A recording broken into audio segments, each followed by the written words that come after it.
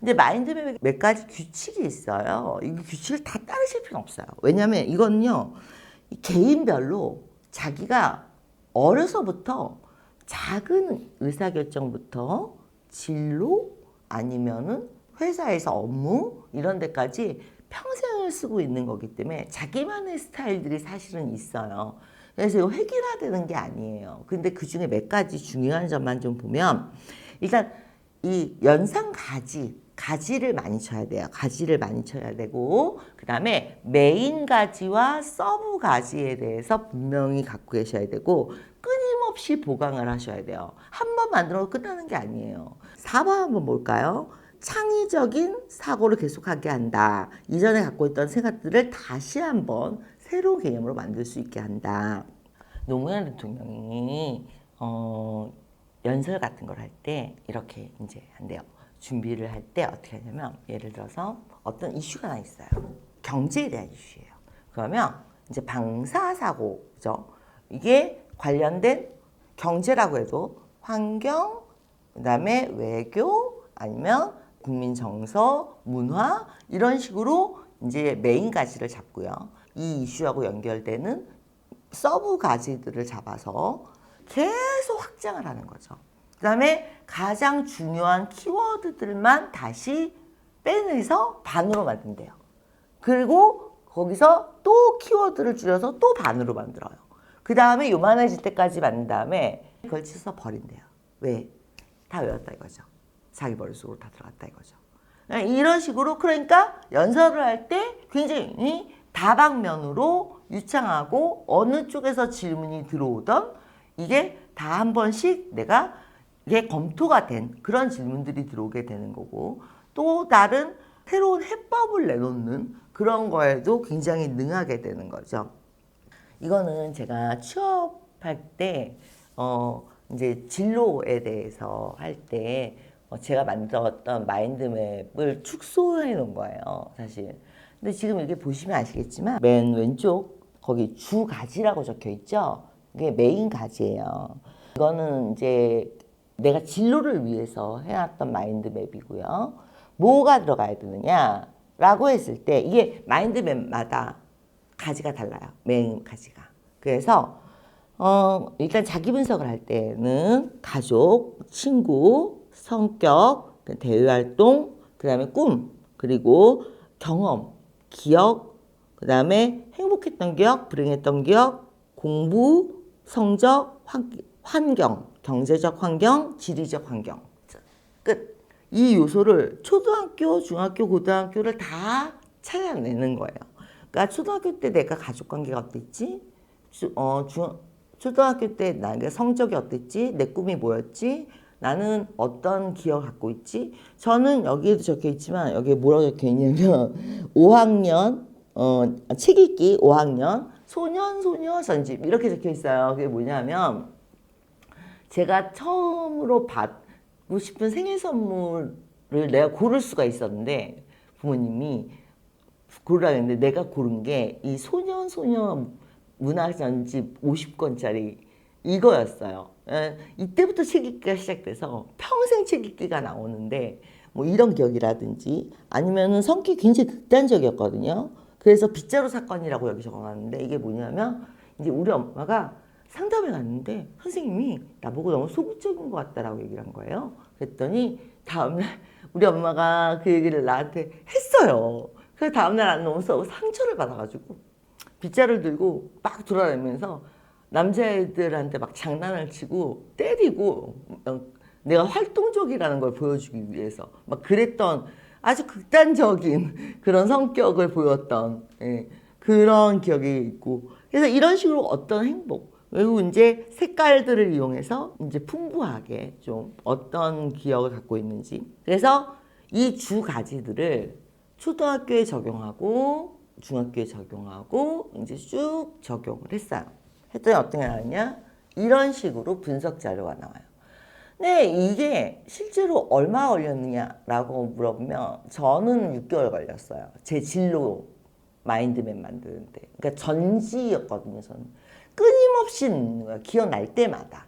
그래서 나는 왜 어떤 공통점이 있지?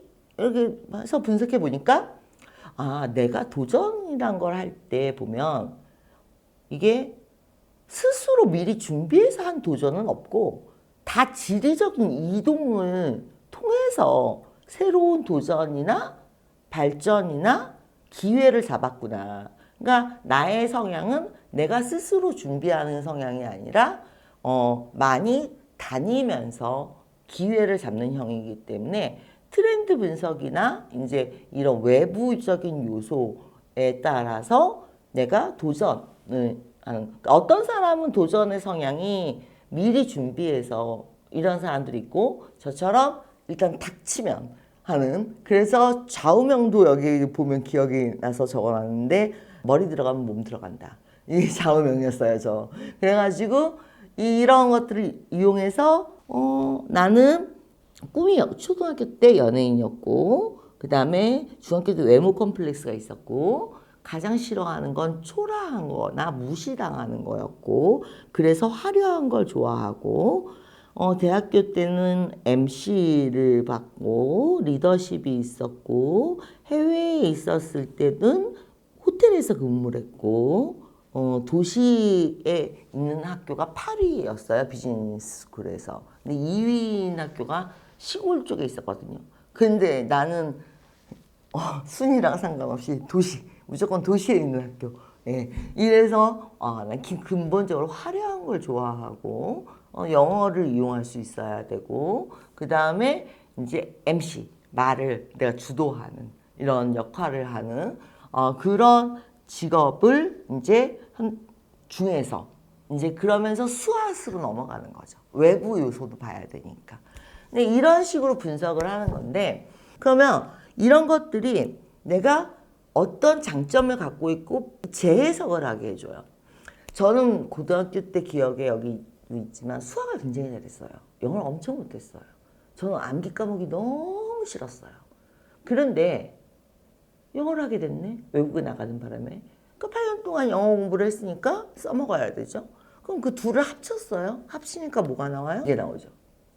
자, 지금 산수하고 영어하고 둘 다 안 되시는 분들이 있을 텐데 보세요. 어폰이 답이 되면요. 중복답이 돼요. 중복답은 문제 오류예요. 그렇기 때문에 답이 항상 O일 수밖에 없는 거예요. 이건 뭐에서 나온 거죠? 교집합, 합집합? 뭐 이런 거 옛날에 집합 공부할 때.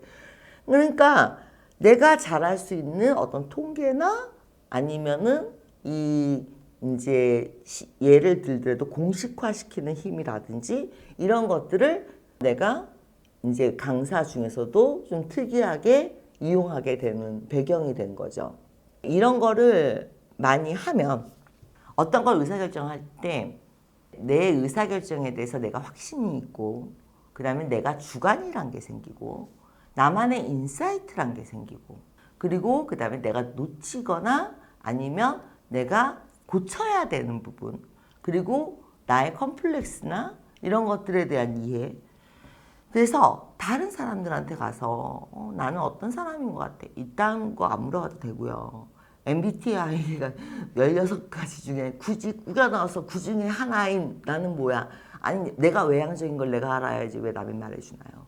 그래서 보면은 우리 외국 친구들 만나면 지나친 자신감 있잖아요. 가끔 그런 거 느껴질 때 있으실 텐데 작은 거 하나를 해도 굉장히 자부심을 갖고 얘기를 하고 뭘 배우거나 만들거나 그랬을 때에도 그래서 저는 이게 생각의 기술이 왜 중요하냐면 내가 인생을 살아가는 데 있어서 가장 중요한 나를 분석하고 내 주변을 분석하고 그 다음에 모든 크고 작은 의사결정에 있어서 내가 많은 요소들을 놓치지 않고 분석해서 재융합해서 나만의 해법을 만들어서 나의 주관, 나의 인사이트를 갖고 내가 살아갈 수 있다라는 부분에서 굉장히 중요한 것 같아요. 지금 잘 실감이 안 나실 텐데 혹시 나의 마인드맵을 선생님이 분석해 주셨으면 좋겠어요 하시는 분은 일단 이 정도만 두 가지에서 이제 그런 기억 아빠 어렸을 때 가정 우리는 여행을 많이 안 다녔어. 언제부터 대화가 단절됐어? 어떤 경험, 뭐 이런 거. 그래서 자기 지금 고민과 그 다음에 이 마인드맵의 초안을 만들어 주시면 제가 좀 봐드릴 수도 있고요. 예. 만약에 필요하신 분은 마인드맵 해서 보내주시고 고민의 내용도 보내주시고요. 그리고 내가 내 삶을 살아가는 데 있어서 굉장히 중요한 결정들이 이제 달려있는 문제고 타인에게 의존할 문제가 아니고 세상 탓할 것도 아니고 다 나의 선택이니까. 그래서 오늘 일부 한번 해봤습니다. 어떠셨는지 댓글 한번 올려봐 주세요. 수고하셨습니다.